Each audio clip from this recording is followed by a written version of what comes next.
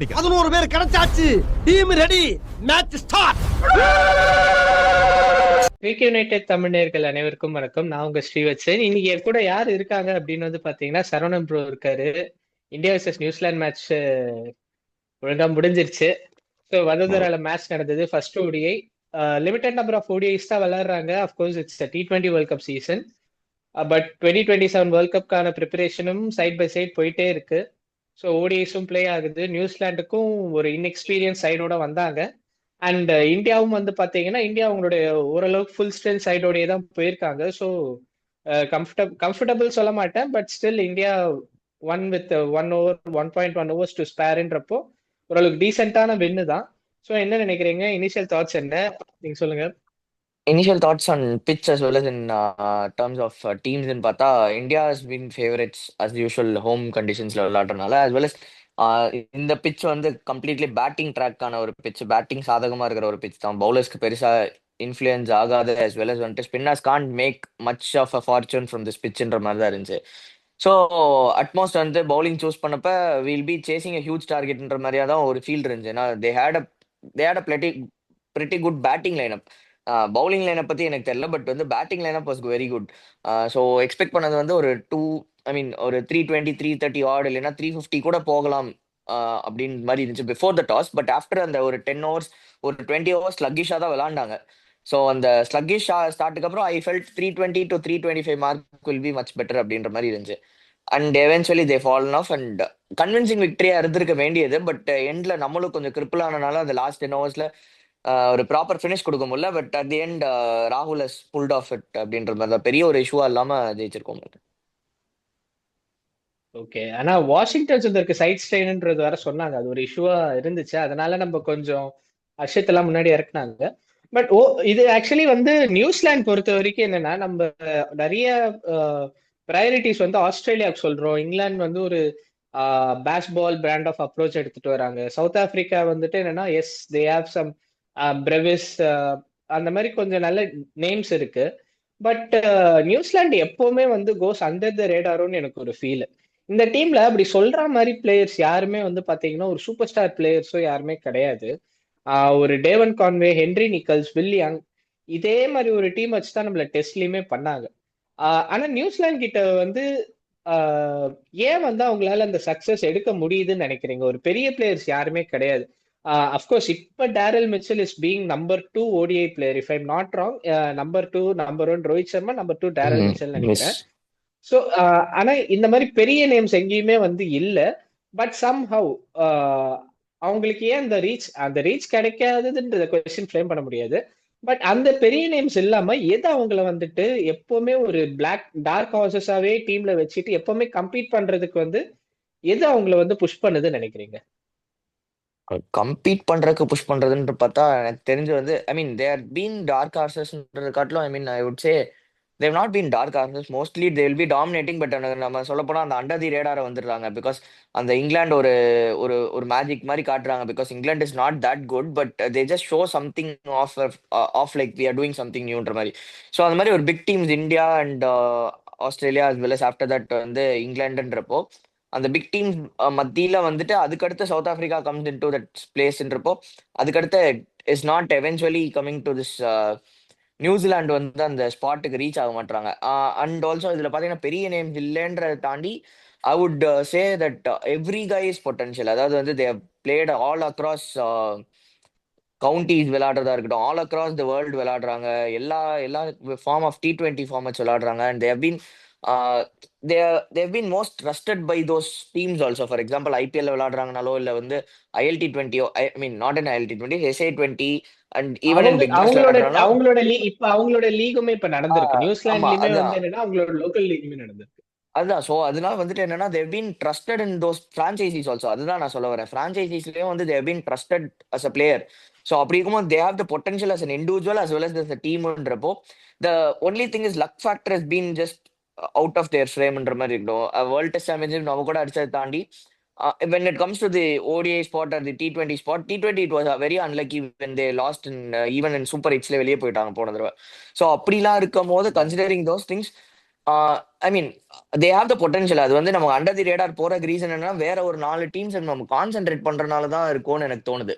Even though they don't have the super star names, like for example இங்கிலாந்துல ஒரு Harry Brook நம்ம சொல்றோம், இப்போ ரீசெண்டா ஒரு ஜேக்கப் பெத்தல் அடுத்து வராருன்னு சொல்றோம். நம்ம we are not considering New Zealand team upcoming super stars like ஒரு யங் கன்ஸ் எப்படி வராங்கன்றது வி ஆர் நாட் கான்சென்ட்ரேட்டிங் தோணுது. I mean when we talk or the experts talk, அது அண்டர் தி ரேடார் போற காரணம் we are not taking care of New Zealand's squad or ஒரு individual பிளேயரோட ரெக்கார்ட்ஸை வந்து நம்ம மற்ற டீமுக்கு கம்பேர் பண்ணும்போது வி ஆர் நாட் கம்பேரிங்னு எனக்கு அது ஒரு ஃபீல் வருது.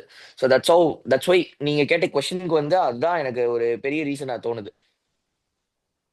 ஏன்னா இன்னொரு ஃபார் யுவர் இன்ஃபர்மேஷன் என்ன, இப்ப India if I'm not wrong it is the clash between number 1 and number 2 teams in ODI cricket. ஏன்னா நியூசிலாந்து வந்து I mean if I'm not wrong என்ன ஆர்டர்னு எனக்கு ஞாபகம் இல்லை. I think India number 1 New Zealand number 2. Yes, India number 1 New Zealand number 2. So அந்த காம்பினேஷன்ல போறது வந்து ஒரு இது அந்த நம்பர் 1 நம்பர் 2 இருந்தாலும் அந்த நியூசிலாந்துக்கு I think way more credit should be given. ஒரு டெம்ப்ளேட்டட் ஐ மீன் ஒரு 50 ஓவர் கேமை எப்படி கொண்டு போகணுமோ அந்த மாதிரி பியூட்டிஃபுல்லா எடுத்துட்டு போனாங்க. முக்கியமா ரெண்டு டீம்லயுமே மிடில் ஆர்டர் பிரச்சனை இருந்துச்சு. அங்கதான் கொலாப்ஸ்ல தான் வந்து ரெண்டு டீமே ஒரு 20 ரன் ஷார்ட் ஆச்சு. இப்ப எடுத்துக்கோங்களேன், ஹென்ரி நிக்கல்ஸும் சரி டேவன் கான்வேவும் சரி, ஃபர்ஸ்ட் டேவன் கான்வே கொஞ்சம் அட்டாக் பண்ண ஆரம்பிச்சாரு, ஹென்ரி நிக்கல்ஸ் கொஞ்சம் இது எடுத்து, அப்புறம் ஹென்ரி நிக்கல்ஸ் ஏரியா ஆட ஆரம்பிச்சாரு, அப்புறம் டேவன் கான்வே கொஞ்சம் பேக் ஐ மீன் கொஞ்சம் பேக் அடிச்சார், செகண்ட் ஃபீல்ட் ஆடினாரு. அப்படி போயிட்டு அவங்க 20 ஓவர்ஸ்ல நல்லா செட் பண்ணி கொடுத்தாங்க for players like Glenn Phillips, Michael Bracewell எல்லாம் வந்து அடிக்கிறதுக்கு செம்ம செட் பண்ணி கொடுத்தாங்க. அன்பார்ச்சுனேட்டா இன்னைக்கு கிளென் பிலிப்ஸ்க்கு கிளிக் ஆகல. அதே மாதிரி மைக்கேல் ஹேன் விக்கெட் கீப்பர் அவருமே இன்னைக்கு வந்து ஸ்பார்க் அம்சர் நல்லா விளையாடிட்டு இருந்தாரு. பட் என்னன்னா சடனா அவங்களும் அவுட் ஆயிட்டாங்க. அவங்க அந்த நாக்கு சூப்பராகவே இருந்தது. ரெண்டு டீம்ஸ்க்கும் அந்த டிஃபரன்ஸ் என்னன்னா அந்த எக்ஸ்பீரியன்ஸ் மட்டும் தான் எனக்கு தெரிஞ்சு. ஆனா நியூசிலாண்டை பொறுத்த வரைக்கும் 300 அடிச்சாங்கன்னா +20 எப்பவுமே ஆன் த இது போட்டுக்கணும் ஃபார் தேர் ஃபீல்டிங். என்ன மாதிரி சேவ்ஸ் அங்கங்க எங்க திரும்பினாலும் கிளென் பிலிப்ஸ் தான். இன்னைக்கு சுப்மன் கில் வந்து இந்த எனக்கு லைட்டா அந்த சாம்பியன்ஸ் டிராஃபி ஃபைனல்ஸ் ஞாபகம் வந்தது, அவர் அவுட் ஆனது. அதோட அப்படியே திரும்ப அவுட் ஆவாரோ அப்படின்னு நினைச்சு பார்த்தேன், மாட்டல அது. ஸோ அது ஒரு விஷயமா எனக்கு நியூசிலாண்டோட ஃபீல்டிங் எப்பவுமே வந்து ஒரு ப்ளஸ் பாயிண்ட். ஆனா கான்ட்ராஸ்டிங்கா என்னன்னா கிளென் பிலிப்ஸ் வந்து ஒரு சம சேவ் ஒன்று பவுண்டரியில பண்ணுவாரு. அடுத்த பாலே வந்து டேரல் மிச்சல் வந்துட்டு அர்ஷித் ராணாவோட கேட்ச வேற விட்டாரு. So it's like okay on and half. ஆமா, டேரல் மிச்சலுக்கு வந்துட்டு கிட்டத்தட்ட ஒரு 10 கேட்ச் அவர் பிடிக்கிறாரு அப்படின்னா 10ல 10 கேட்சுமே பிடிச்சிருவாரு. ஸோ இன்னைக்கு அது கொஞ்சம் அந்த 40th ஓவர் வரைக்கும் நியூசிலாந்து இழுத்து புடின்னு பிடிச்சிக்கிட்டே இருந்தாங்க. அதே மாதிரி அதுக்கப்புறம் வந்து கொஞ்சம் ஸ்லிப்பரியா ஸ்லாப்பியா இருந்தாங்க ஃபீல்ட்ல. அதே மாதிரி இன்னொரு விஷயம் என்னன்னா ரெண்டு டீம்லயும் வந்துட்டு இந்த மாதிரி ஹை ஸ்கோரிங் கிரவுண்ட்ஸ்ல முக்கியமான ஃபேக்டர் எதுவா இருக்கும் அப்படின்னு வந்து பாத்தீங்கன்னா ரெண்டு விஷயம். ஏன்னா வந்துட்டு ஆஸ் டைம் பாசஸ் விக்கெட் எடுக்கிறது பயங்கர கஷ்டமா இருக்கும். ஸோ நியூ பால்ல நீங்க அட்டாக் பண்ணியே ஆகணும். ஸோ அந்த நியூ பால்ல வந்து விக்கெட் எடுக்கிறதுன்றது ஒரு விஷயம். இன்னொரு விஷயம் வந்துட்டு என்னன்னா 11 to 40 வந்துட்டு நம்ம வந்து எப்படி வந்து எடுத்துட்டு போறோம், விக்கெட்ஸை கம்மி கன்சாலிடேட் பண்ணி லாஸ்ட் 10 ஓவர்ஸ்க்கு விக்கெட்ஸ் நம்ம சேவ் பண்ணி எவ்வளவு வைக்கிறோமோ அதுக்கேற்ற மாதிரி தான் அந்த லாஸ்ட் 10 ஓவர் எக்ஸ்ப்ளோரேஷன் நடக்கும். டெம்ப்ளேட்டா எடுத்து பார்த்தீங்கனாலுமே எந்த ஒரு 300+ அடிக்கிற எந்த ஒரு மேட்சை வேணாலும் எடுத்து பாருங்க, ரெண்டு டீமும் அப்படிதான் எடுப்பாங்க. நியூசிலாந்து பக்காவா ஸ்டார்ட் பண்ணாங்க 49 for no loss in 10 overs, India 48 for 1. ரெண்டு பேருமே ஓகே ஒரு விக்கெட் எக்ஸ்ட்ரா விட்டுருக்காங்க, பட் ஸ்டில் ஒரு விக்கெட் தான் விட்டுருக்காங்கன்றதுனால ரெண்டு பேருக்குமே வின் வின் சிச்சுவேஷன். 11 to 40ல என்னன்னா கொஞ்சம் கன்சாலிடேட் பண்ணி ஆடணும்ன்ற அந்த ஃபேஸ்ல தான் வந்து நியூசிலாந்து கொஞ்சம் மிடில் ஆர்டர்ல ஸ்ட்ரகிள் ஆயிட்டாங்க. கிளென் பிலிப்ஸும் சரி மைக்கேல் ஹேவும் சரி. அண்ட் நம்ம ஸ்ரேயஸ் ஐயரோட அந்த ரன் அவுட், மைக்கேல் பிரேஸ்வெல்லோட இந்த ரன் அவுட் பயங்கரமான கீ ஃபேக்டர் இது. ஸோ மைக்கேல் பிரேஸ்வெல் வந்து நமக்கு அவர் ஒருத்தர் இருந்தாரு அப்படின்னா நம்ம நிறைய பேர் ஞாபகம் இருக்குமான்னு தெரியல, 2023 அடிப்பாரு இந்தியா கூட, வந்து ஒரு ஆளா அடிச்சிருப்பாரு 75 பால்ஸ்ல என்னமோ அடிப்பாரு. ஐ திங்க் அது சுப்மன் கில் டபுள் ஹண்ட்ரட் அடிச்ச மேட்ச்னு நினைக்கிறேன். அந்த மேட்ச்ல போட்டு ஆல்மோஸ்ட் எடுத்துட்டு வந்து சேஸ் பண்ணி கொடுத்துருவாரு. ஸோ அந்த ஆல்மோஸ்ட் கொண்டு வந்து அந்த எனக்கு அது மைக்கேல் பிரேஸ்வெல் இருந்தாரு. எனக்கு இன்னைக்கு வேற நல்ல டச்ல அங்கங்க கொஞ்சம் கேப்டன்றதுனால கொஞ்சம் டச் சிங்கிள்ஸ் எடுத்துக்கிட்டு ரன் அடிக்கணும்ட்டு அடிச்சுக்கிட்டே இருந்தாரு. பட் ஆனா அன்பார்ச்சுனேட்டா அவர் அவுட் ஆயிட்டாரு. பட் ஸ்ரேயஸ் ஐயருடைய அந்த பிரில்லியன்ஸ் தான் புரியுது. என்ன இங்க சேஞ்சிங் ஃபேக்டரா இருந்துச்சு அப்படின்னா 11-40 இந்தியா வந்து 191 ரன்ஸ் ஃபார் 3 விக்கெட்ஸ் தான் அடிச்சிருந்தாங்க. ஸோ அந்த எஸ் அவங்க அந்த ரோஹித் சர்மா வந்து நல்லா ஆடிட்டு இருந்தார். ரோஹித் சர்மா அன்பார்ச்சுனேட்டா அந்த கொஞ்சம் லென்த்தை மிஸ்ஜஸ்ட் பண்ணி ஏர்லியரா ஆடிட்டாரு. ஸோ அதுல வந்து அவுட் ஆயிட்டாரு. அது ஒரு விஷயம். அதுக்கப்புறம் அந்த கோலி வந்து எனக்கு வேற மாதிரி ஒரு பிளேயரா தெரியறாரு. அவருடைய intention and mind set is so clear. அந்த மைண்ட் செட்ல கோலி வந்துட்டாருன்னா ஓடிஐஸ் ஆடுறாருன்னா ரொம்ப டேஞ்சர். ஐ மீன் செட் பண்றதா இருக்கட்டும், இதுவா இருக்கட்டும், ரொம்ப டேஞ்சர் ஃபார் த நமக்கு இல்ல opponents. So I am the danger அப்படின்ற மாதிரி எனக்கு அந்த பிரேக்கிங் பேட் லிட்டரலி அதுதான் வந்தது. எனக்கு பிரேக்கிங் பேடோடைய டைலாக் தான் வந்துச்சு, ஐ எம் த டேஞ்சர்ன்ட்டு. ஸோ கோலி வந்துட்டு அந்த மைண்ட் செட்டா இருக்கட்டும். 191 ஃபார் 3 கோலியோட இன்னிங்ஸ்க்கு நம்ம தனியா வருவோம். 191 ஃபார் 3ன்றதுனால இருந்ததுனால என்ன ஆச்சு அப்படின்னா கடைசி 10 ஓவர்ல வந்துட்டு ரன் டெபிசிட் வந்து கம்மியாயி போச்சு. பட் கடைசி 10 ஓவர் நியூசிலாந்து என்னதான் பண்ணாலும் டியூ பெருசா வரல. அதனால நியூசிலாண்டால ஈஸியரா அந்த ஸ்லோவர் பவுன்சஸ் போட்டு wicket I mean slower bouncers into the body போட முடிஞ்சது நிறையா. கேஎல் ராகுலுக்கும் டைம் பண்ண கஷ்டமா இருந்துச்சு. அர்ஷித் ராணாக்கும் டைம் பண்றது கஷ்டமா இருந்துச்சு. அப்கோர்ஸ் அர்ஷித் ராணா வந்து இப்ப என்னதான் வந்து அவர் கொஞ்சம் முன்னாடி இறக்கி விட்டிருந்தாலும் அவருக்கு அந்த ஒரு சிக்ஸ் மாற்ற வரைக்கும் அவர் என்னன்னா ரொம்பவே ஸ்ட்ரகிள் பண்ணிட்டு தான் இருந்தார் ஆளு. ஸோ அந்த அந்த டியூ ஃபேக்டர் பிளஸ் அவங்களோட ஃபீல்டிங்ன்றதுனால நிறைய டூஸ் எடுக்க வேண்டியதா இருந்துச்சு. ஸோ இந்த டிஃபரன்ஸ் தான் இருந்துச்சு. இந்தியா வந்து 40 ஓவர்ஸ் முடியும் போது 239 ஃபார் 4. ஸோ அவங்களுக்கு வெறும் அந்த லாஸ்ட் 10 ஓவர்ஸ்ல 60 ரன்ஸ் வித் ஒன் ஒரு ஐ திங்க் கேஎல் ராகுல் மாதிரி ஒரு பிளேயர் இருக்காருன்றப்போ 60 runs was well in reach அப்படின்றது தான் நான் சொல்லுவேன். பட் நியூசிலாந்துக்கு அந்த மிடில் ஓவர்ஸ்ல அவங்க 5 விக்கெட்ஸ் விட்டுட்டாங்க. டேரல் மிச்சலுமே வந்து என்னன்னா அந்த 5 விக்கெட்ஸ் விட்டதுனால அவர் கொஞ்சம் கடைசியா அந்த 42nd ஓவர்ல இருந்து அடி எக்ஸ்ப்ளோடே ஆக ஆரம்பிச்சாரு. இல்ல கொஞ்சம் 1-2 விக்கெட்ஸ் கம்மியா விட்டிருந்தாரு அப்படின்னா டேரல் மிச்சலால முன்னாடில இருந்தே போக முடியும். நம்ம டேரல் மிச்சல் வந்து சிஎஸ்கே ஆடி கொஞ்சம் அவரு சிஎஸ்கேலயுமே ஒரு டீசென்ட் பர்ஃபார்மன்ஸ் தான் பண்ணாரு அவரு. அவருடைய இதுக்கு அவருடைய பொசிஷனை தாண்டி ஒரு டீசென்ட் பர்ஃபார்மன்ஸ் பண்ணாரு. நம்ம அடிக்கிற அளவுக்கு பெரிய பர்ஃபார்மன்ஸ் அப்படின்றதெல்லாம் கிடையாது. பட் ஆனா என்னன்னா Daryl Mitchell typical one day player. First 10 balls அந்த அந்த ஃபர்ஸ்ட் கியர் செகண்ட் கியர் அந்த வந்து ஸ்லோவா கியர் மாத்தி ஆடுற பிளேயர் அவரு. ஆனா அவர் வந்து ஒரு 10 மேட்ச் ஆடுறாருன்னா ஒரு அவர் அந்த ஃபர்ஸ்ட் 30 பால்ஸ் அந்த டைம் எடுக்கிறாரு அப்படின்னா I'll make sure 8 out of 10 matches அவர் அதை கன்வெர்ட் பண்றாரு. ஸோ அதனால தான் இப்ப நம்பர் 2லயுமே இருக்காரு. ஏன்னா அவர் எல்லா மேட்சும் நீங்க பாருங்க ஃபர்ஸ்ட் 20 பால்ஸ் அவருடைய ஸ்ட்ரைக் ரேட் வந்துட்டு மோசமாலாம் இருக்காது. பட் அந்த மிட் 70s தான் இருக்கும். ஆனா அதுக்கப்புறம் எடுத்து அடிக்கும் போது தான் அந்த அடுத்த 20 பால்ஸ் போக போக போக என்னன்னா அவர் பிக் பண்ணிக்கிட்டே போறாரு. ஸோ அது typical one day player Daryl Mitchell வந்து எனக்கு என்னன்னா நியூசிலாந்து இன்னும் 2 விக்கெட் முன்னாடி கொஞ்சம் விட்டுருந்தாங்கன்னா டேரல் மிச்சல் இன்னும் கொஞ்சம் எக்ஸ்ப்ளோர் ஆயிருந்தா 320 போயிருந்தா நான் அடிச்சு சொல்றேன் நியூசிலாந்து வந்து முடிச்சுட்டு இருப்பாங்க இந்தியாவை கண்டிப்பா. ஏன்னா நியூசிலாண்டோட ஃபீல்டிங்க்கு கோலி எப்ப அவுட் ஆனானோ கோலி அவுட் ஆன உடனே அந்த ப்ரெஷர் வந்து தெரிய ஆரம்பிச்சிருச்சு. ஸோ பால் கொஞ்சம் நின்று வர ஆரம்பிச்சது. அதுவும் இப்ப நியூ ரூல்ல வந்துட்டு அந்த 17 ஓவர் அந்த ரூல்ல வந்துட்டு அந்த பாலுமே பெருசா சேஞ்சும் இல்ல. ஒரே பாலே யூஸ் பண்றதுனால என்ன ஆகுது அப்படின்னா இன்னைக்கு டியூ வரலன்றனால பால் நல்லா நின்று வந்தது. கேஎல் ராகுலோட நிறைய ஷாட் நீங்க பாத்தீங்கன்னா மடக்கி அடிக்க போய் ஒரு கை தனியா வந்துருது. அவரோட பாட்டம் ஹேண்ட் ம். வந்து தனியா வந்துருது அவருக்கு. ஸோ அந்த ஒரு விஷயம் வந்து ஸ்டிக்கா ஐ மீன் பால் பிச் ஸ்டிக்கியா இருந்ததுனால ஒண்ணு இருந்துச்சு. ஸோ என்னுடைய பாயிண்ட்ஸ் எல்லாம் இது நான் நோட்டீஸ் பண்ண பாயிண்ட்ஸ் இது எல்லாமே இதுதான். ஸோ அவங்களோட 11-40 தான் அவங்களுக்கு காஸ்ட்லியா இருந்துச்சோ அப்படின்றது என்னோட இது. ஏன்னா ரெண்டு பேருமே டெத்துல வந்துட்டு என்னன்னா 90 ரன்ஸ் அவங்க அடிச்சாங்க. நம்ம 60 ரன்ஸ் தான் அடிச்சோம். 60-62 ரன்ஸ் தான் அடிச்சோம். பட் ஸ்டில் நம்ம இது என்னதான் இருந்தாலும் நம்ம அந்த டார்கெட் தெரியுன்றதுனால அந்த டைம் எடுத்தது உண்டு. பட் என்னன்னா அவங்க அந்த மிடில் ஓவர்ஸை கொஞ்சம் கேபிடலைஸ் பண்ணியிருந்தாங்க. நியூசிலாந்து கேம் எங்க போச்சுன்னா இந்த 11-40ல இன்னும் கொஞ்சம் கேபிடலைஸ் பண்ணியிருந்தாங்கன்னா கண்டிப்பா மேட்ச் வின் பண்ணிருக்கலாம் அப்படின்றது என்னுடைய இது. அப்புறம் நீங்க கோலி பத்தி நீங்க சொல்றீங்க. கோலி என்னதான் நடந்துச்சு கோலிக்கு? ஏன் இவ்வளவு பீக் ஃபார்ம் அடிக்கிறாரு? நீங்க என்ன நினைக்கிறீங்க? It is not a surprising thing to, I mean, it is just another day in office-ன்ற மாதிரியான ஒரு இன்னிங்ஸ் தான் from Virat Kohli.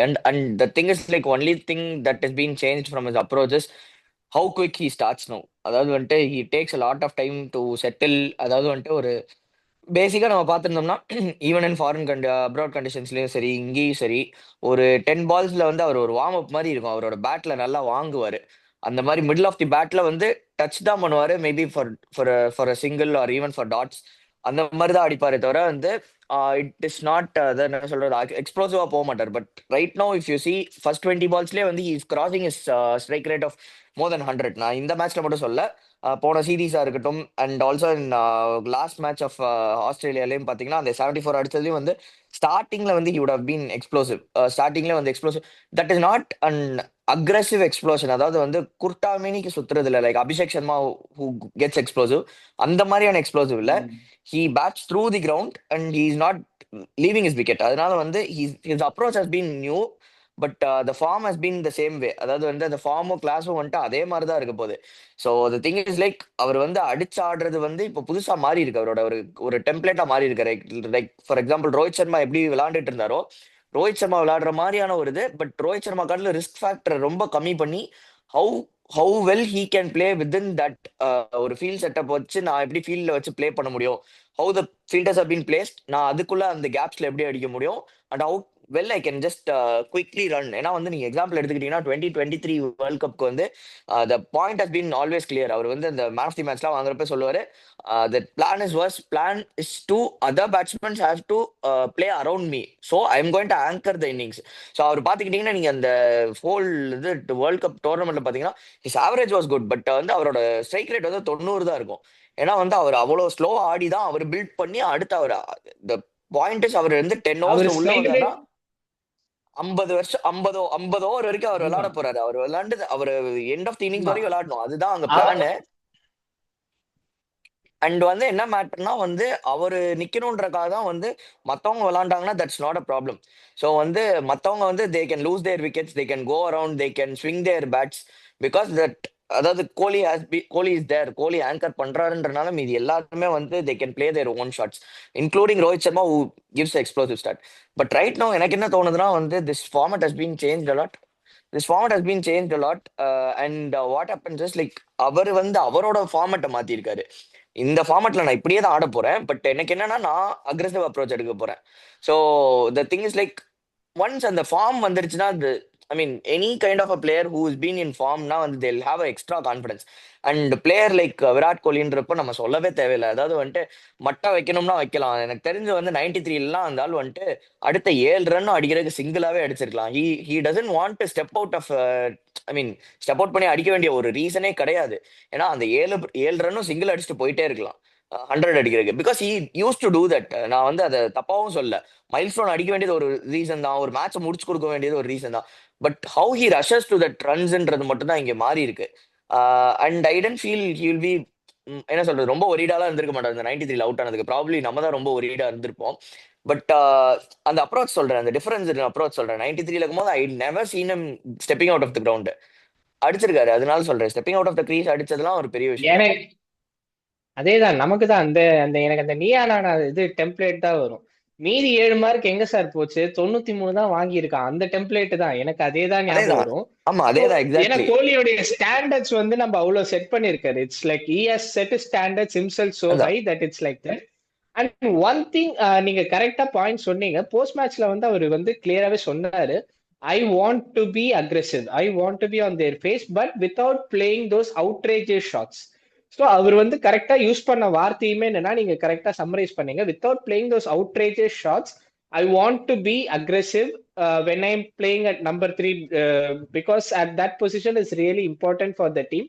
அண்ட் அவர் எப்படி சொன்னாரு அப்படின்னா, இது அவரோட மைண்ட் செட் எப்படி இருக்குன்னா, அந்த வேர்ல்ட் கப் 2023 வாங்கின அடிதான் அப்படின்றது எனக்கு ஒரு ஸ்ட்ராங்கான பிலீஃப் இருக்கு. ஏன்னா அவர் என்ன சொல்றாரு அப்படின்னா, மெயினா ஐ எந்த இடத்துல எல்லாம் கேம் ட்ரிக்கி சிச்சுவேஷனா இருக்கோ அந்த இடத்துல வந்து I want to put that aggression but still with calculated risk, only with என்னன்னா ப்ராப்பர் கிரிக்கெட்டிங் ஷாட்ஸ்லயே ஆடணும்.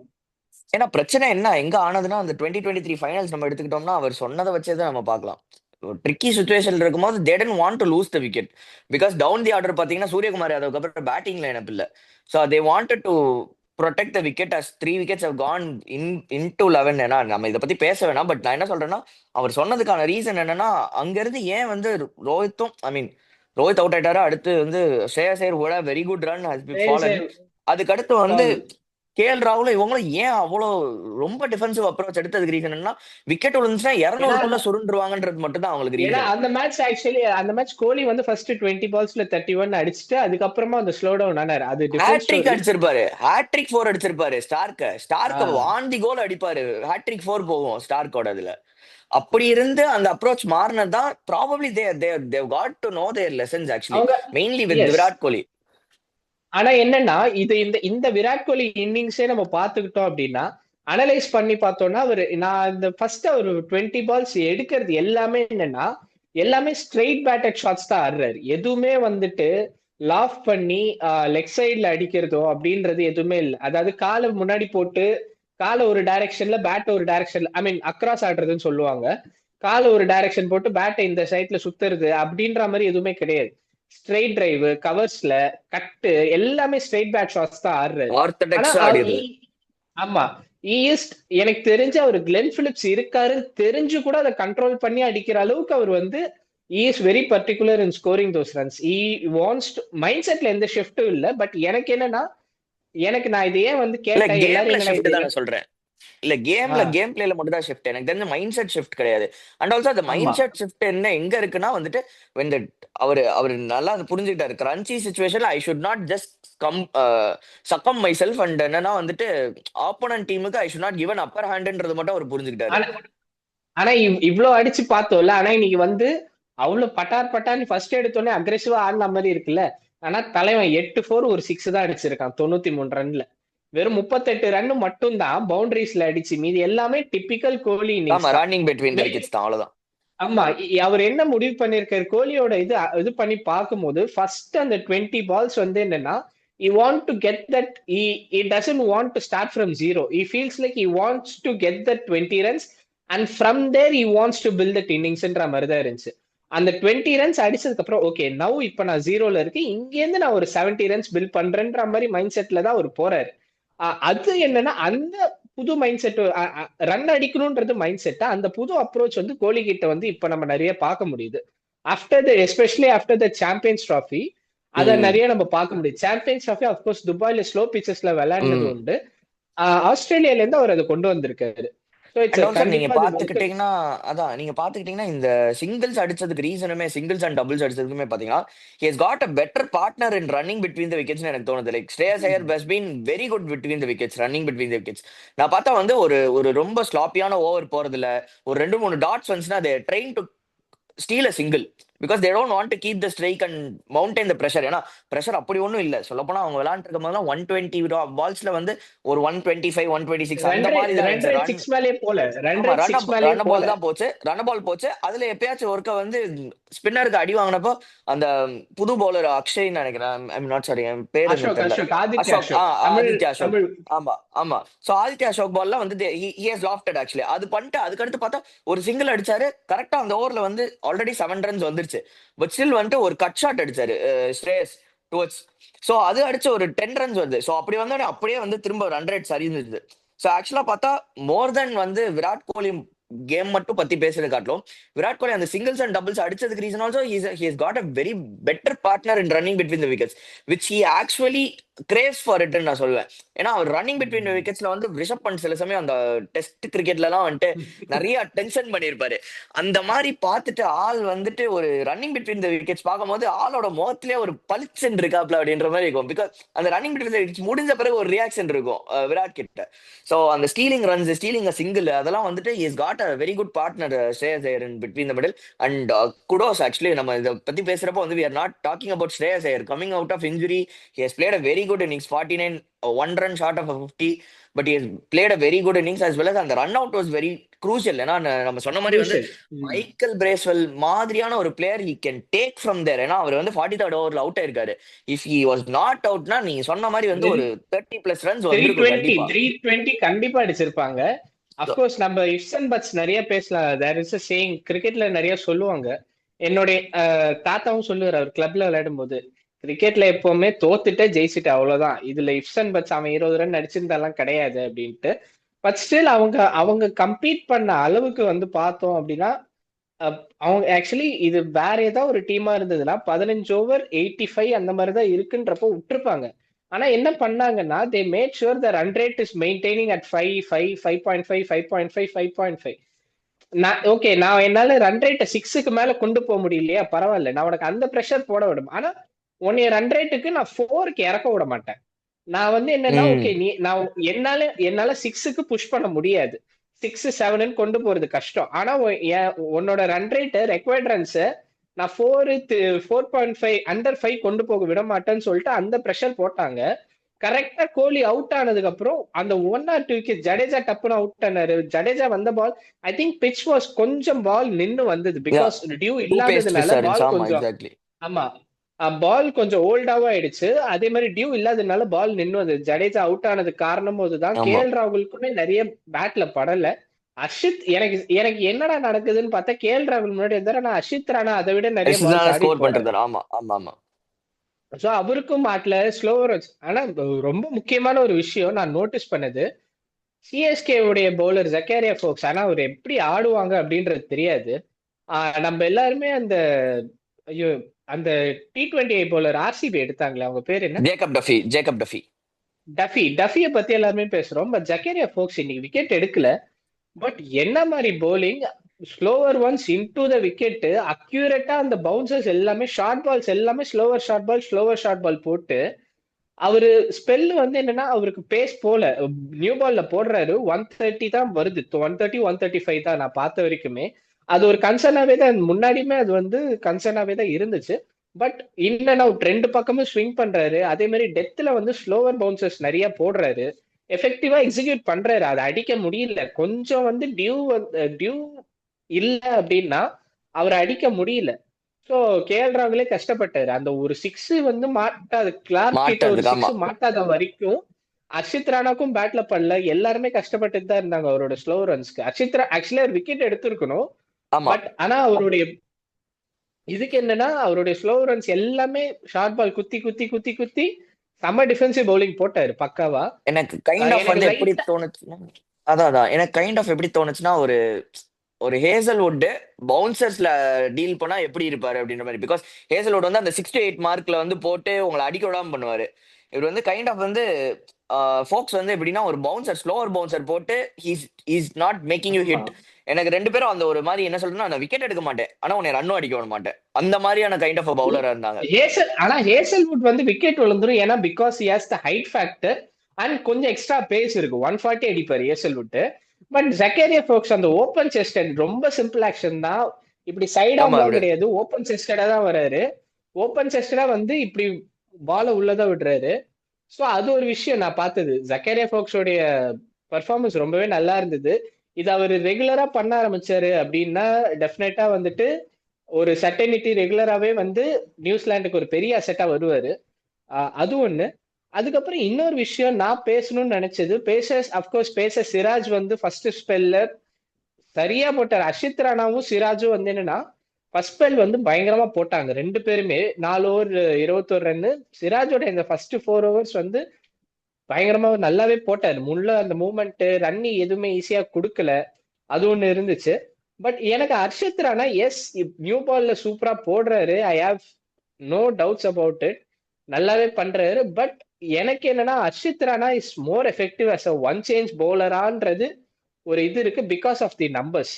இந்த மேட்சுக்கு முன்னாடி வரைக்கும் ஹர்ஷித் ராணாவுடைய நம்பர் சொல்றேன். ஃபர்ஸ்ட் 10 ஓவர்ஸ் அவரோட கரியர் ஸ்டார்டிங்ல இருந்து ஃபர்ஸ்ட் 10 ஓவர்ஸ் வரைக்கும் 34 ஓவர் போட்டிருக்காரு. 34 ஓவர் போட்டு 205 ரன்ஸ். அதாவது நான் சொல்றது என்னன்னா அந்த ஃபர்ஸ்ட் ஸ்பெல் அந்த பவர் பிளேக்குள்ள ஒரு அர்ஷித் ராணா இன் பவர் பிளேஸ். சோ அதுல வந்து என்னன்னா 34 ஓவர்ஸ் போட்டிருக்காரு. அதுல வந்து 5 விக்கெட்ஸ் 205 ரன்ஸ் கொடுத்திருக்காரு. இதுல என்ன பிரச்சனைனா அந்த எக்கானமி எனக்கு பிரச்சனை இல்லை. 205 ரன்ஸ் 6 ரன்ஸ் கரெக்டா 6 ரன்ஸ்ல எக்கானமில போட்டிருக்காரு. பட் அவருடைய ஸ்ட்ரைக் ரேட் என்னன்னா 40.8. 5 விக்கெட்ஸ் தான் எடுத்திருக்காரு at strike rate of 40.8. Whereas அவர் மிடில் ஓவர்ஸ்ல வராருன்ற is like completely different beast. அந்த 20th ஓவர் 22nd ஓவர்ல பிரேக் த்ரூ கொடுக்கறதுக்கு Harshit Rana is I mean completely different பீஸ்ட்னா எஸ் அவர் கண்டிப்பா வந்து ஒரு சம ப்ராஸ்பெக்ட். நம்ம என்னதான் வந்து கம்பீரோடைய இது அப்படின்ட்டு வந்து கிரிட்டிக்ஸ் வெளில இருந்தாலும் I think we were too harsh on Harshit Rana அப்படின்றது தான் இது. இ ஹேஸ் பெர்ஃபார்ம்ட், அதை கேபிட்டலைஸ் பண்ணி அவர் வந்து எக்ஸிக்யூட் பண்றாரு. ஸோ அது எனக்கு ஒரு விஷயம். எனக்கு இந்த நம்பர்ஸ் வச்சு நான் சொல்றேன், நியூ பால்ல பயங்கரமா இருக்கு. Maybe little bit unlucky, but ஆனா என்னன்னா கொஞ்சம் அன்லக்கியா இருந்திருக்காரு. மேபி 2-3 மேட்ச் பார்க்கலாம் நியூ பால் வச்சுட்டு. பட் ஸ்டில் அர்ஷித் ராணா எனக்கு என்னன்னா கம்ப்ளீட்டா அந்த ஒன் சேஞ்ச் பவுலரா கொண்டு வரலாமா அப்படின்றது ஒரு ஒப்பீனியன். இது ஏன்னா நமக்கு ஷமி வந்து வேர்ல்ட் கப்ல பண்ண ஒரு விஷயம் தான் அது. சிராஜும் பும்ராவும் நியூ பால் ஹேண்டில் பண்ணுவாங்க. ஷமி ஒன் சேஞ்சா 9th ஓவர் வருவார். ஆனா ஷமி வந்து நியூ பால்ல போட முடியாதுன்னு கிடையாது. ஆனா 9th ஓவர் வந்து அந்த மிடில் ஓவர்ஸ் கொடுக்கக்கூடிய இது அதுக்குண்ட நான் இம்பாக்ட். ஷமியோட கம்பேர் பண்ணல. ஆமா. பட் அந்த மோல்டுல நம்ம அர்ஷித் ராணாவை தாராளமா கொண்டு போலாம்.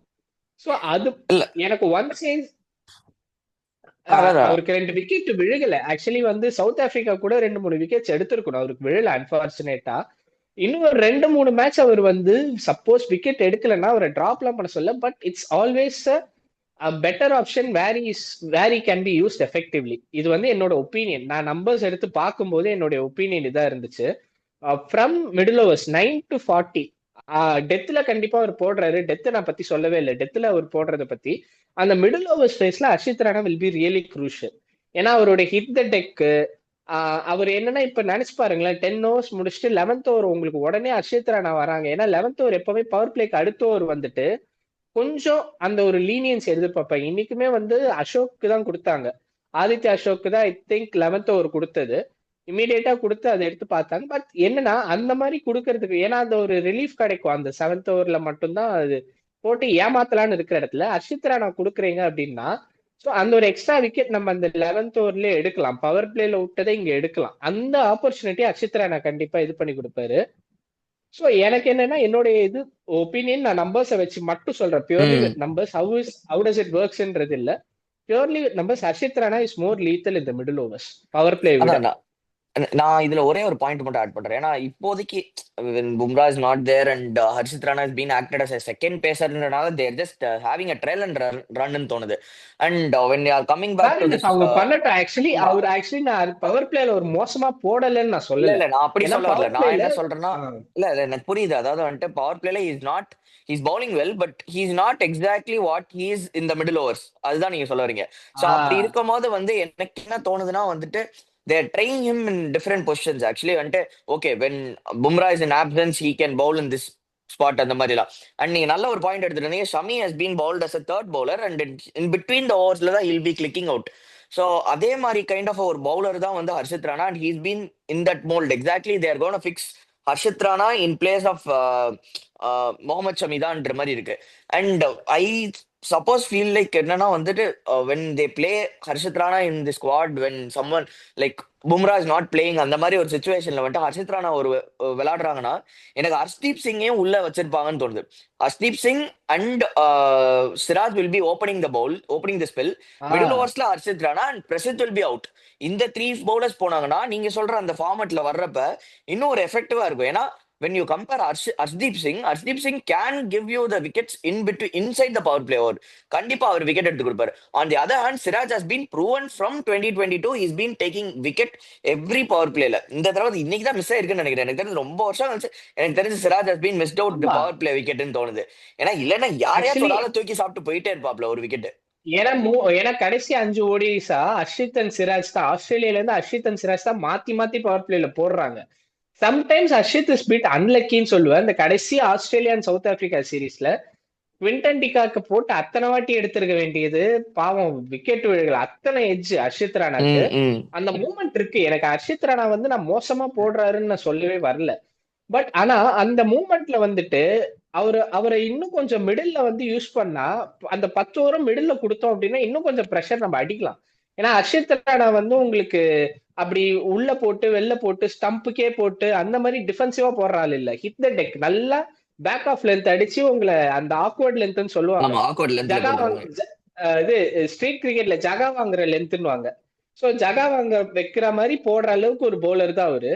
So we'll see how he performs. If he performs in power play, really good தான். ஏன்னா அர்ஷித் ராணா மிடில் ஓவர்ஸ்ல வந்துட்டாங்க அப்படின்னா உங்களுக்கு ஹர்ஷ்தீப் மாதிரி ஒருத்தரை நம்ம வந்து நான் பிரசித்த தேவை பிரசித்தோட இதை சொல்லல. இல்ல நான் பட் ஒரு எக்ஸாம்பிளுக்கு தான் சொன்னேன் பிரசித்த. ஆமா, பிரசிதோட இது அஃப்கோர்ஸ் பிரசித நம்ம பேக்கப்பா வச்சுக்கிட்டாலும் அஷித் ராணா ஒரு பிரசிதோட ரோலை பண்ண வச்சுட்டு I can bring one more bowler like Arshdeep. Is like also SDP. Fantastic white ball bowler. So என்னன்னா எனக்கு சிராஜா அஷ்தீப் ரெண்டு பக்கமும் அடி. அப்படி இல்லைன்னா எனக்கு ஒரு ஓவர் ரன் போகுதுன்னா நான் வாஷிங்டன் சுந்தரம் ஒரு ஓவர் தள்ளலாம். ஸோ அப்படி தள்ளும் போது பவர் பிளேல போட்டாங்க அப்படின்னா இட் பிகம்ஸ் மோர் லீத்தல். அதான், கம்ப்ளீட்டா ஆமா இருக்கும் அப்படின்றது ஆமா. உன்னோட இது. அண்ட் ஆமா, நீங்க சொன்ன சரி. மாதிரி இப்போ நம்ம அதுல பிரசித்த மட்டும் விட்டோம்னு நினைக்கிறேன். ஒரு பாயிண்ட் மட்டும் பிரசித் மட்டும் சொல்லிடுறேன். ஸோ பிரசித் வந்துட்டு கைண்ட் ஆஃப் நம்மளே நிறைய கிரிட்டிசைஸ் பண்ணியிருக்கோம் நம்ம ஓகே, குரூப்ல கூட ஒரே நிறைய நிமிஷம் ப்ரோ, இன்னொரு 2.5 மினிட்ஸ் தான் இருக்கு, அதுக்குள்ள நம்ம முடிச்சிடலாம் ப்ரோ. Okay okay fine. அதான் நம்ம பிரசித் பத்தி பேசுனது அது ஒண்ணுதான். He has been very expensive அந்த மாதிரிலாம். பட் கைண்ட் ஆஃப் இன்னைக்கு ஒரு பிட்ச்ல எதுவும் வராதப்பயும் he has bowled very good slow delivery. அதுதான் வந்து விக்கெட் கீப்பர் ஹேவை வந்து தூக்குச்சு. ஸோ அது ஒரு விஷயமா நான் பேசணும்னு நினைச்சேன். Because we are not talking about Prasidh Krishna. When he flops நம்ம நிறைய பேசுறோம். When he makes some wonders we are not talking about him. So அதுவும் ஒன்று மென்ஷன் பண்ண வேண்டியது இருந்துச்சு. Prasidh Krishna actually back of length வந்து பயங்கர எஃபெக்டிவா இருக்கும். பிரச்சனை என்னன்னா ஆள் வந்து பிரசித் கிருஷ்ணா 2022 எனக்கு வேர்ல்ட் கப் அது நம்ம மறந்துடுவோம். இங்கிலாந்து டூர்ல வந்து பயங்கரமா பெர்ஃபார்ம் பண்ணுவாரு, இங்கிலாண்ட போட்டு நோண்டி தள்ளுவாரு பேக் ஆஃப் லென்த். அதே back of length hit the right bowler தான் வித் ஆமா பேஸ். ஸோ அவர் வந்து என்னன்னா எனக்கு இப்ப ஆனா என்ன பிரச்சனைனா விட்டு அந்த கன்சிஸ்டன்சி ஒரே லென்த் அடிக்கிறதுல எய்தர் என்னன்னா எனக்கு ஷார்ட் பால் போடுவேன்னா நான் ஷார்ட் பாலே தான் போடுவேன்ட்டு இருக்காரு. அந்த மிக்சர் மேட்ச் பண்றது மட்டும் அது கத்துக்கிட்டாருன்னா பிரசித் கிருஷ்ணா வில் பி பயங்கரமான ஒரு பவுலரா வந்து ஆயிடுவாரு. Something India is like backup வந்து வச்சு பார்த்தோம் அப்படின்னா maybe I would say a bit of Scott Boland is a defensive bowler. But ஆனா அந்த அந்த த்ரெட் பண்ற ஒரு லென்த் அடிக்க முடிய பவுலர் வந்து பாத்தீங்கன்னா ஃப்ரம் தி பிரசித் கிருஷ்ணா ஹைட்ல. டெஃபினட் ஃப்ரம் தி ஹைட்ல இருந்து அவருடைய ரிலீஸ் பொசிஷன் நல்லா இங்க டால் ஆமா ரிலீஸா இருக்கும். ஸோ அதுதான் பிரசித் கிருஷ்ணா. ஸோ எல்லா பாயிண்ட்ஸும் Prasidh Krishna will be also want to be இந்த வேர்ல்ட் கப் டீம்ன்றது என்னோட ஒப்பீனியன் 2027 பொறுத்த வரைக்கும். ஸோ எல்லா பாயிண்ட்ஸையும் கவர் பண்ணிட்டோம்னு நினைக்கிறேன். ஆமா ஆமா. ஆமா. Okay, so thank you bro for உங்களை ஆக்சுவலி நீங்க ட்ரிப்ல இருக்கீங்க பட் அந்த டைம்லயும் வந்து வீடியோ பண்ணதுக்கு தேங்க்யூ. ஸோ ஓகே கண்டிப்பா ப்ரோ. இன்னொரு வீடியோல நம்ம மீட் பண்ணுவோம். அது வரைக்கும் எல்லாருக்கும் bye bye bye bye. Signing off. Bye bye bro.